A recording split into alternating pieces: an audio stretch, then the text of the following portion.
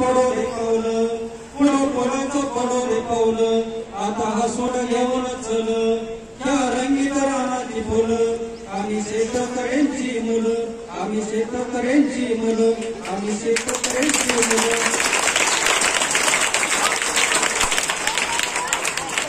एका ठिकाणी एका शाळेमध्ये गेल्यानंतर पोरं भात खातली आता तुम्ही तशी पोरं सगळे भात खायच्या नादात होती एक पोरग पुढं भात खाते मला दोघांची गंमत कशी झाली भात खाताना व्यवस्थित खाल्लं पाहिजे का काय काय पोरं इतकी गंमत करतात एकानं दिली भात काय झालं असं माहिती एकानं दिली भात तसं तोंडातून बाहेर भात एकानं दिली भात तसं तोंडातून बाहेर भात खाली उतरून घास आणि दुसरं मध्ये गेमच भात आता ती भात जसा पुढच्या पोराच्या तोंडावरती गेला बघा गंमत काय होती जसा त्या पुढच्या पोराच्या तोंडावरती गेला ती पोरग म्हणून असं कसं काय केलं तुम्हाला काय नाही काय नाही कीटकनाशक फवारा म्हणते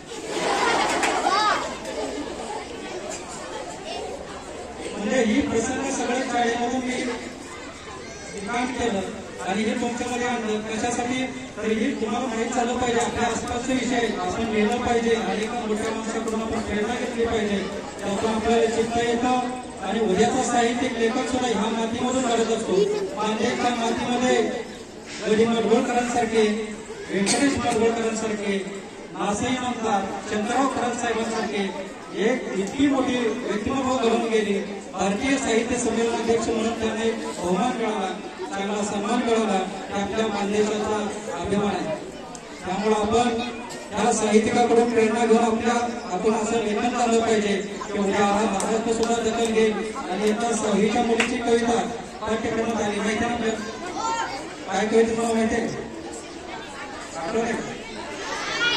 झाड कविता आहे काय झाड देते काय पाठ्यक्रमामध्ये एका सहावीच्या मुलीची कविता आली म्हणजे या मुलांना सुद्धा संगीत पाठ्यक्रमामध्ये दिले का नाही म्हणून या कवितेमध्ये प्रचंड ताकद आहे आपण लिहिलं पाहिजे एका कवितेला आता महाराष्ट्र ओळखला जातो एक कविता तुमची प्रसिद्ध झाली आणि अनेक प्रेम चांगल्या पद्धतीने पोहोचली तर तुम्ही आपल्या महाराष्ट्रात जाता एवढी ताकद येते अशा पद्धतीनं लिहिलं पाहिजे आपल्याला भेंडी माहिती आहे सगळ्या माहिती आहे का म्हणजे भेंडी काय करायची नसते द्यायची रानामध्ये भेंडी असते ना हे कशा पद्धतीने घेतले आणि कसं व्यक्त झाले तुमच्या लक्षात आलं पाहिजे आपला बाजार कुठं असतो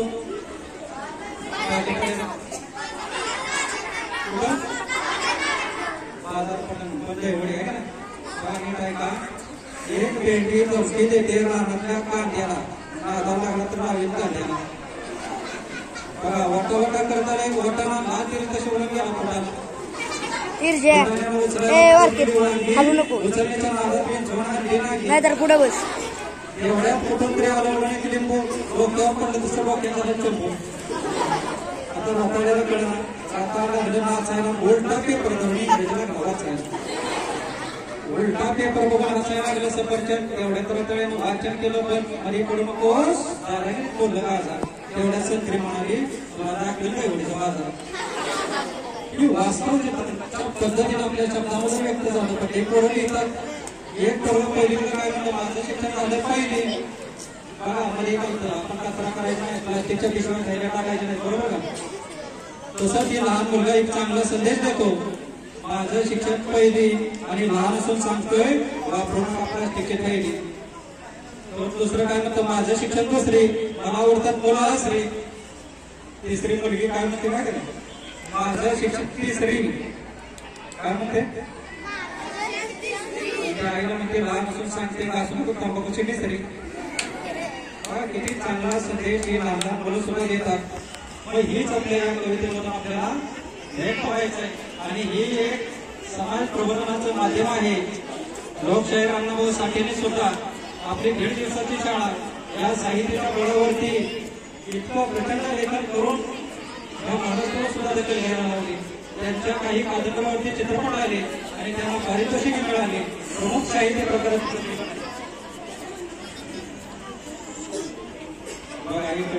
मी ज्यावेळी कॉलेजमध्ये होतो आणि कॉलेजमध्ये असताना एक कविता लिहिलेली होती त्यावेळेस 26 चांगला झालेला होता आणि ते कविता अशी होती की उघड्या नेत्रांनी नेत्र पडून पहा ध्याड त्रेक्यांच्या हाती उघड्या नेत्रांनी नेत्र पडून पहा ध्याड त्रेक्यांच्या हाती करुणे अति उत्पन्न भीती अमाप करुणी महापाप निरापराधांचे बळी घेती निष्पाप अरे गजया त्रेक्या नीच टोक्याने किती बंधू भगिनींचे फुटले असो बंधर त्यांच्या तळतळाटाने तुझ्या आयुष्यात होणार अंधार वालावानी माझ्या हिंदुस्थानी मर्दानी देशप्रेम तुझी दिली कुर्बानी पाषाणाचे वसुंधरेचे सगळ्यांचे नयन भरून आलेल्या ढगांचे अंतःकरण मुसळधार प्राणातील ते पाहुणे व्याघ्रदेशे निडरपणे चतुर्थी जनता जनता धन्य ती माऊली त्या माऊलीच्या सुपुत्रांना वीरमरण आले आपल्या सर्वांमधून माऊली प्राणज्योती झाली वीरगती त्या शहीदांना आम्हा सर्व देशबांधवांची भावपूर्ण श्रद्धांजली भावपूर्ण श्रद्धांजली भारत देशासाठी आपले सैनिक बलिदान देतात त्यांच्या प्रति आपल्याकडे कृतज्ञता असावी म्हणून एक कविता लिहिली शेडेगावचा पहिला बळी वयामध्ये आपलं बलिदान देतो नंतर आसामची एक मुलगी अनंतासाठी एक मुलगी सुद्धा शेवटी वयामध्ये या देशासाठी आपलं बलिदान देते ते आपलं देशप्रेम आणि देशाविषयी आपल्या मनामध्ये भावना जागृत झाली पाहिजे हे आपलं वय आहे आणि ह्याच वयात लढण्याचं आपल्याला गुरुवर्य हे सगळं आपल्याला शिकवत असतात भारतीय संस्कृतीत गुरुवारांचे साधारण महत्व आहे आपण गुरुविषयी आदर बाळगला पाहिजे आणि गुरुविषयी आपण कृतज्ञता काही मनामध्ये ठेवली पाहिजे माणूस हा मरेपर्यंत विद्यार्थी असतो तर आपण काहींसारखं शिकत असलं पाहिजे अशा पद्धतीनं बरोबर असा प्रीतीचा भन्नाट वारा अंगावर पडती गारा प्रीतीचा भन्नाट वारा अंगावर पडती गारा शिव झाला देह सारा व गळती पाऊस धारा रानात आलमनात पाखरांची पाहून अधा रानात आलमनात पाखरांची पाहून अधा एक पक्षी झाला खोळा मन झालं त्याचं ढिला पाण्याचा डोक्यावर मान ठेवून या घाट पुढचाले काट्यातून शोधत शोधत वाट रस्त्यात आडवा साप ते पिल्लूच मुना गाच नाही घाबरली ती त्याला होत काळीच तिचं वाघाच होत काळीच तिचं वाघाच बघा अशा पद्धतीनं अनेक मुली अनेक क्षेत्रामध्ये प्रचंड उंचीवरती जातात खूप मोठं यशशिखरावरती जाऊन बसले असतात तर ही कविता नीट ऐका याचा आपण कधीतरी गंभीरपणे विचार केलाय का याचा आपण कधीतरी गंभीरपणे विचार केलाय का सतत दिव्याचाच विचार पंचायतीचा झालाय का नव्या दोन्ही पाऊल टाकून फुलपात्र म्हणून ओढायचे त्या अगोदरच समजदारी कळली आणि कशासाठी पडायची प्रत्येक क्षेत्रात पुढे जाताना पुण्या मुलीला आता या जगात धडपडणाऱ्या रामदाऱ्या सावित्रीच्या लेखीचा आदर्श घ्यावा त्या निर्भीड स्वाभिमानी भाग घेण्याला प्रत्येकाने आदराने सलाम ठोकावा प्रत्येकाने आदराने सलाम ठोकावा प्रत्येकाने आदराने सलाम ठोकावा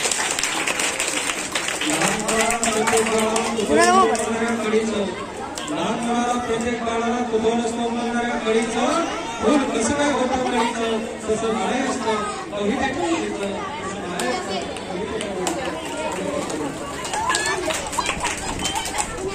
इकडे बघा ऐकायचं आहे बघा लहान लहान मुलं आपण काय म्हटलं तुम्ही सुद्धा कविता लिहिणार का मोठ्यांचा अब्दुल कलाम साहेबांचे जयंतीनिमित्त आपल्याला प्रेरणा घ्यायची विद्यार्थी सुद्धा कविता लिहिणे आपल्यामधून सुद्धा एखादी कविता निर्माण झालं पाहिजे तर बघा एका मुलीने कविता केली काय केली माहिती आहे एका लहान मुलीनं 34ची मुलगी आहे त्या मुलीनं अशी कविता केली तुला जसं जमलं तसं तुझ्या मनाला जसं येतं तसं ती म्हणजे काय सांगायचं देव पावलाय काय म्हणजे काय सांगायचं देव पावलाय डोक्याला आहे पायच्या कसं लावलाय शब्द कसं घेतलं आणि पिठ्यात भावाला म्हणलं तो शब्द घेऊन एक कविता काय सांगायचं देव पावला 30 शब्द घेतला आणि थोडंसं बदल केला काय सांगायचं देव पावला आणि ढील कसा ब्राह्मणाशी भडकावला हे पुस्तक काढलंय आणि कसं ते कळायचे त्या कवितेचं त्याला सांगितलंय अशा पद्धतीनं लहान लहान पोरं सुद्धा कशा पद्धतीने लिहितात आणि आपलं मत व्यक्त करतात आणि यामधूनच साहित्य घडत असतो एक उत्साहाचं आहे ते उद्याची तुमची शैली निर्माण करतं. अशा पद्धतीने आपण चांगल्या गोष्टींचं अनुकरण केलं पाहिजे. तर ही वय आहे की यामधून आपल्याला घडायचं असतं. म्हणून आपल्याला गुरुवारी सुद्धा चांगल्या पद्धतीनं मार्गदर्शन करत असतात. तर त्यामधून आपण काहीतरी घेतलं पाहिजे. अशा पद्धतीनं पाठीमागायचं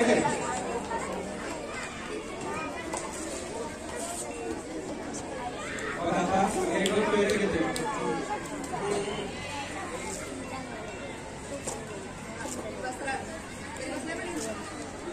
एक काय झालं पोलिसांनी एक आरोपी पकडला आणि त्यांना सांगितलं तो 100 चपल्या खाणार का 100 मार्च खाणार का 100 रुपये दंड भरणार. काय म्हणतो बाबा इकडे उठवायचं तुम्ही हुशार आहे का ना. तो माणूस काय म्हणतो माहिती आहे का ती म्हणा मी 100 चपल्या खाणार. त्याला 2-3 मारले की मला राहू द्या काढ टाकतो. परत त्याने काढलं काय चालू केलं 4-5 मारले की मला वास बंद. परत मला मी 100 रुपये दंड देतो. मग ह्यातून आपल्याला ह्यातून काय घ्यायचं आहे की नेहमी विचार करून काय करायचं. कारण त्यांना अगोदर जर 100 रुपये दिला असेल तर तेवढ्या शिक्षा घेता आले असतं का. तर ह्यामधून असं सांगायचं आपल्याला. तर एक झोपेतून उठला आणि त्याला आपल्या पोटामध्ये साप आहे. काय म्हटलं असतो पोटामध्ये. मग त्याला वाटलं झोपेतून उठला बघा गमत काय झाली आणि तो डॉक्टरकडे गेला. कुठे तो डॉक्टरकडे गेला वागलं कारण त्याला वाटलं आपल्या पोटामध्ये साप आहे. डॉक्टर साहेब म्हणा माझ्या पोटामध्ये साप आहे तर त्या काढायचं कसं. डॉक्टर म्हणलं याला झाला का थोडा पोटामध्ये साप नसतो काही नाही थोडं जा. पुढच्या डॉक्टरकडे गेला आणि त्या डॉक्टरला विचारलं खरंच पोटात साप आहे. तर डॉक्टर म्हणजे काय नसते पोटात बिटात काय नाही आपलं घरी जायचं बघ काय का. त्याचं काय समाधान झालं नाही की तिसऱ्या डॉक्टरकडे गेला. कुठे गेला मग तिसरा डॉक्टर हुशार होता. तो म्हणाला 100% पोटामध्ये साप आहे. किंवा आपल्याला खालीच बसलो. त्याला मग ऑपरेशन थिएटर मध्ये घेऊन गेले आणि गोळीचं इंजेक्शन दिलं. तो काय झाला देशो आहे ना. एक मला सांगितलं धारे पाटलीमध्ये एक साप ठेवली. ती शोधीवर आलं तसं त्याला पाटलीचं साप दाखवलं.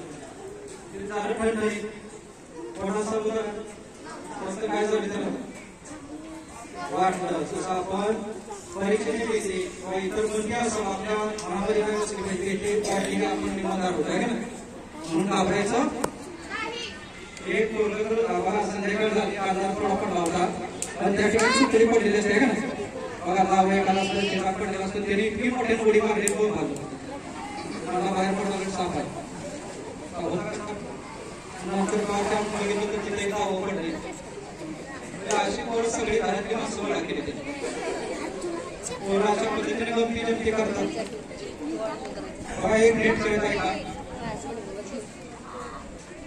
ऐकत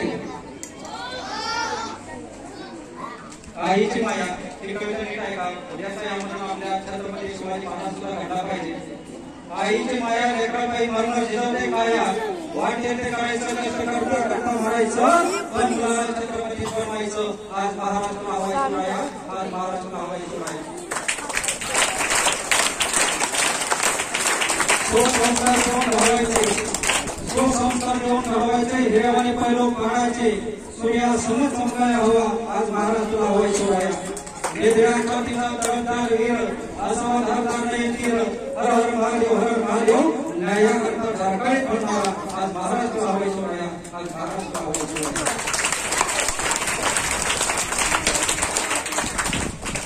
अशा पद्धतीनं महामानवाकडून आपण प्रेरणा घेतली पाहिजे की अनेक महामानव असतात आणि त्यांचा आपण आत्मचरित्र वाचतो त्यामधून आपण काहीतरी घेतलं पाहिजे. आताच आपण डॉक्टर ए पी जे अब्दुल कलाम साहेबांचे ऐकलं नाही. त्यांचा माहिती सारखा कविता संग्रह होता. त्यातून तुम्हाला जेवढं समजेल त्याच्या पद्धतीने तुम्ही वाचन करा. आपली वाचन संस्कृती जमली पाहिजे. प्रगल्भ आणि सुदृढ समाज निर्माण करण्यासाठी वाचन संस्कृती टिकणं ही काळाची गरज आहे. म्हणून आपण वाचन संस्कृती टिकवली पाहिजे. त्यासाठी हा उपक्रम मी सुरू केलेला होता. जवळजवळ 1000 प्रयोग केले. त्याच शाळेमध्ये जाऊन विकास मोठा होता नाही पण ही कविता सादरीकरण करून त्या भावनेची जागृती करायची. अनेकावरती कविता लिहिल्या पुस्तक प्रकाशित केली की ही मूलनीती झाली पाहिजे. त्यामधून उद्याचं साहित्य विकास सुद्धा उदयास आला पाहिजे अशा पद्धतीने एक प्रयत्न ठेवला की असं एक कविता लिहितोय तर ह्या मुलांना आपण प्रेरणा देऊ शकतो. आपण कविता लिहितोय याच्यासमोर सादरीकरण करूया म्हणजे हे मुलंही बोलायची लेखन कवी सुद्धा होऊ शकतात. म्हणजे या लेखनामध्ये प्रचंड ताकद आहे की ज्यावेळी मी कॉलेजला गेल्यानंतर आणखी कवितेचा जोर वाढला तसं तुम्ही सुद्धा ह्यामध्ये लिहिलेल्या एका वहीमध्ये लिहून ठेवा. अनेक कॉलेजमधून हायस्कूलमधून कोणाचा फोन येतात की त्यांनी कविता लिहिलेली सादरीकरणासाठी अनेक ठिकाणी मी सुद्धा त्यांना संधी दिली तर अशा अनेक कॉलेजचे नाव आहे समोर. तर तुम्ही सुद्धा यामधून कोण कविता लिहिता घ्यायचे प्रयत्न करून करता का कोण लिहितं कविता तुम्ही प्रयत्न करा. शाळेमध्ये सर्वांना तुम्ही तुमच्या कविता दाखवा. अशा पद्धतीनं एखादं चांगलं उद्याचं मोठं काहीतरी घडवू शकतं.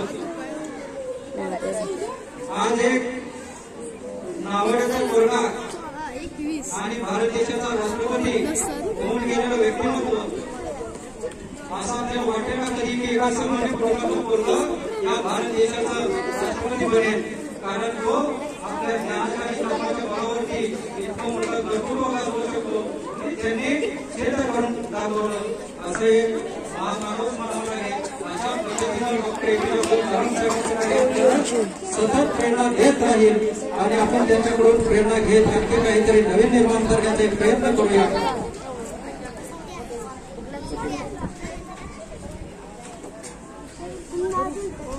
एक दोन मी कविता घेतोय ऐका ना.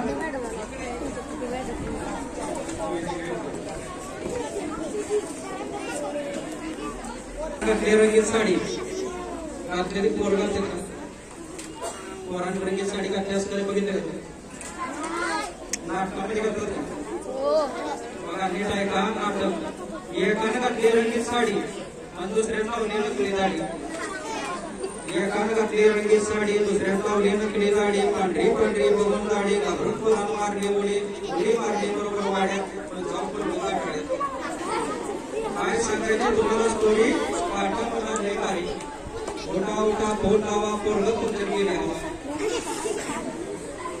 अशा पद्धतीनं एक औरंगाबाद मधील एक प्राध्यापक त्यांनी सुद्धा या कवितेचं गायन केलं. ते रेकॉर्डिंग युट्यूबला टाकलंय बघा. ते कवितेचे वाचन करतोय ऐका.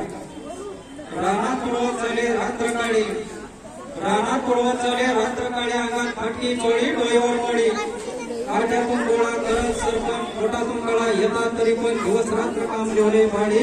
रानात उडवत चाले रात्र काळी अंगात फाटकी चोळी डोळ्यावर मोडी कष्टाशिवाय दुसरा सुचत नाही परिस्थितीला कधी फसत नाही. कष्टाशिवाय दुसरा सुचत नाही परिस्थितीला कधी फसत नाही. अशी मानी सरसादी घोडी रानात उडवत चाले रात्र काळी अंगात फाटकी चोळी डोळ्यावर मोडी. पाहिलेली आईसारखी एक बाई लाट काढू कापत घराकडे जाई. पाहिलेली आईसारखी एक बाई लाट काढू कापत घराकडे जाई. सवरत मोडी चाले ओढत शेळी रानात उडवत चाले रात्र काळी अंगात फाटकी चोळी डोळ्यावर मोडी. वर्षातून संसोड आला तरी अवघीनं काही चटणी भाकरी ना पुरणपोळी फक्त भाकरी शिळी. रानात उडवत चाले रात्र काळी अंगात फाटकी चोळी डोळ्यावर मोडी. दारिद्र्य असून हार नाही मानली जिद्दीनं स्वाभिमानाला धार आणली. तुझ्या कष्टाला अर्पण कवितेच्या ओळी तुझ्या कष्टाला अर्पण कवितेच्या ओळी तुझ्या कष्टाला अर्पण कवितेच्या ओळी.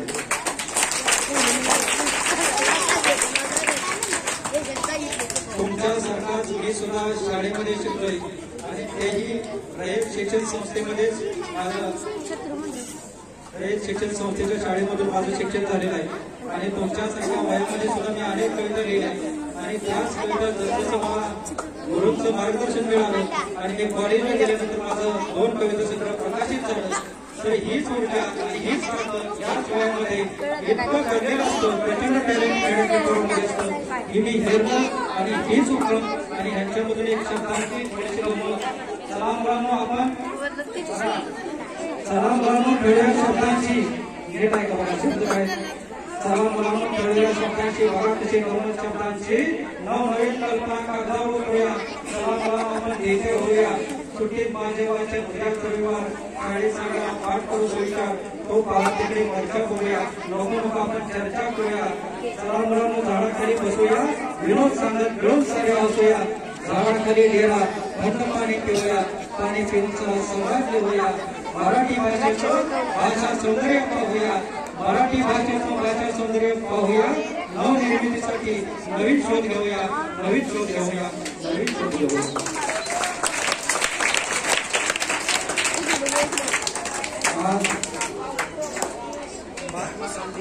विद्यालय व ज्युनियर कॉलेज कविता आपण एकच कविता आपला देशाचा दुष्काळ भाग आहे पाण्याचा दुष्काळ असला तरी बुद्धीचा दुष्काळ आहे या समाजामधून इतकी मोठी प्रचंड व्यक्तिमत्व घडून गेले ना आणि आपण फक्त आसपास अधिकारी वर्गात अनेक लोक आहेत असे लोक अनेक काढले तर आपल्याला यांच्यामधून काही प्रेरणा घ्यायची पार्टीमध्ये व्यक्तिमत्व आपल्याच आंधळी गावची महिला माहिती आहे आपल्याला अधिकारी आयुक्त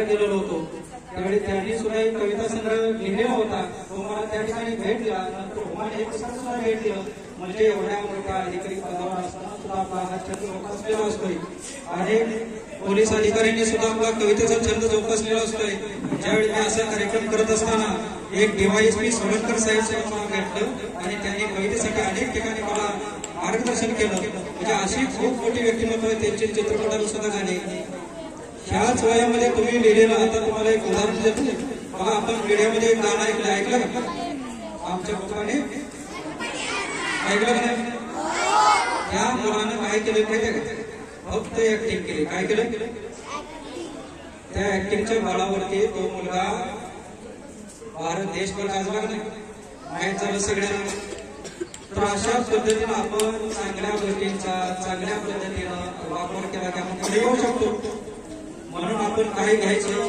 काय नाही हे आपण ठरवायचं आहे ना तर अशा पद्धतीनं ज्या लहान मुलांनी ते गाणं गायलंय काय नाव माहितीये का माऊली आणि शौर्य त्या दोन मुलांनी गाणं गायलं आणि तेच गाणं एका मुलाने त्या गाण्यावरती ऍक्टिंग केली आणि भारतभर गाजलं म्हणजे त्या ऍक्टिंग मध्ये सुद्धा खूप ताकद होती का नाही म्हणजे असं टॅलेंट तुमच्यामध्ये सुद्धा दडलंय पण तुम्ही तो प्रयत्न केला पाहिजे आणखी वेगळ्या पद्धतीने क्षेत्रामध्ये तुम्ही पुढे आला पाहिजे आज महात्मा गांधी विद्यालय व ज्युनियर कॉलेजमध्ये मला डॉक्टर APJ अब्दुल कलाम साहेबांच्या जयंतीनिमित्त येतात आणि तुमच्यामध्ये काही कविता सादर करता आल्या हे मी माझं सद्भाग्य मानतो आणि एक कविता एक आपल्या मानदेशावरती दुष्काळ आहे ना देवा नशिबाचं फुटकं पदरी दुष्काळी चटका देवा नशिबाचं फुटकं पदरी दुष्काळी चटका पाणी पाणी अनुवानी बघा नीट काही शब्द कसे येतात आणि कशा पद्धतीने आपला ग्रामीण भाग हे सगळं मी लिहिलं त्यामधून देवा नशिबाचं फुटकं पदरी दुष्काळी चटका देवा नशिबाचं फुटकं पदरी दुष्काळी चटका पाणी पाणी अनुवानी उन्हात हिंडतो रानो राणी पाणी पाणी अनुवानी उन्हात हिंडतो रानो राणी कुठं दिसेना पाणी कुठं दिसेना पाणी आयुष्य जसं भरावं आयुष्य जसं भरावं आयुष्य जसं भरावं फुटकं मडकं फुटकं देवा नशिबाचं फुटकं पदरी दुष्काळी चटकं जला विना पीक नाही पिकांना धनधान्य नाही जला विना पीक नाही पिका विना धनधान्य नाही नित्य संघर्षान पाणी नित्य संघर्षान पाणी चुली पेटवाया शोधतो चुली पेटवाया शोधतो चुली पेटवाया शोधतो काटक कुटक काटक देवा नशिबाचं फुटकं पदरी दुष्काळी चटक दुष्काळी चटक दुष्काळी चटक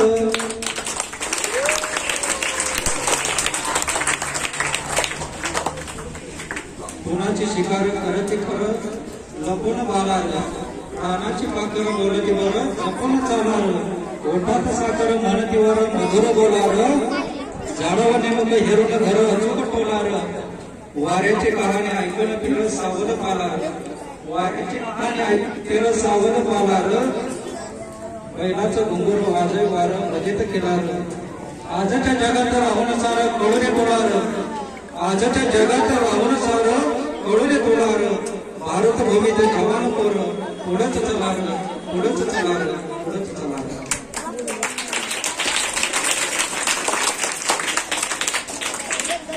शाळेमध्ये आपण अनेक वेळा राष्ट्रगीत म्हणालो कुठले प्रतिज्ञा म्हणालो. आता एक नवीन महाराष्ट्र राज्याचे एक राज्यगीत आले आहे का नाही? कुठलं? जय जय महाराष्ट्र माझा.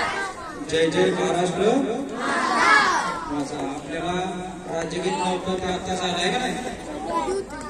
राष्ट्रगीत कोणी लिहिलं मला सगळ्यांना माहित आहे. काय नाव? असा एक महाकवी आहे की त्यांनी 2 देशाचं राष्ट्रगीत लिहिलं. 2 देशाचं राष्ट्रगीत लिहिलं आणि प्रतिज्ञा कोणी लिहिली ही एक प्रश्न पडत होता की हा मुलांना एक सांगूया. माहिती आहे आपल्याला काय? बघा त्यांचं नाव सांगतो आपण लक्षात ठेवा. केदेवली व्यंकट सुभाराव. काय नाव? भारत माझा देश आहे सारे भारतीय बांधव आहेत आपण म्हणतो आणि त्यांचं नाव आहे ज्यांनी लिहिलं त्यांचं नाव माहित ना सांगितलं. आता सांगितलं केदेवली व्यंकट सुभाराव. अशा पद्धतीनं आपल्याला नाव माहीत झालं पाहिजे आणि त्यांच्या प्रतिभेचा सन्मान झाला पाहिजे. त्यासाठी की तुमच्यामध्ये नाव आलं पाहिजे यासाठी प्रयत्न. आज त्या विद्यालयामध्ये मला जयंतीनिमित्त संधी दिली. या विद्यालयाचे कॉलेजचे प्राचार्य गणेश आणि सर्व शिक्षक वर्ग आणि खास करून शेख सरांनी मला काल फोन केला की वेळ आहे का सर तुम्ही कार्यक्रमाला रोज म्हणालो. कारण विद्यार्थी आणि माझं एक अनुभव मत आहे की यांच्यामध्ये मी शब्दांचे फटकारे अनेक महाराष्ट्रभर घेतोय प्रयोग आणि जसं हे असंच घेत मी सुरुवातीला मला एक येत पण नव्हतं पण हळूहळू घेत घेत कार्यक्रम मला एक वेगळं पण नवीन लक्षात आलं की मी सलग 5 कार्यक्रम घेऊ शकतो एवढं निकाल केलं आणि आता म्हणलं थोडक्यात ह्या मुलांसाठी आपण एक उपक्रम चालू ठेवूया. तर अशा पद्धतीने आज या ठिकाणी मला संधी दिली आणि ते अब्दुल कलाम साहेबांच्या जयंतीनिमित्त हेही माझं महत्त्वाचे मानतो आणि तुम्हा सर्वांना शांत आणि शिस्तबद्धपणे ऐकून घेतलं त्याबद्दल मी धन्यवाद देतो आणि थांबतो. जय हिंद जय महाराष्ट्र.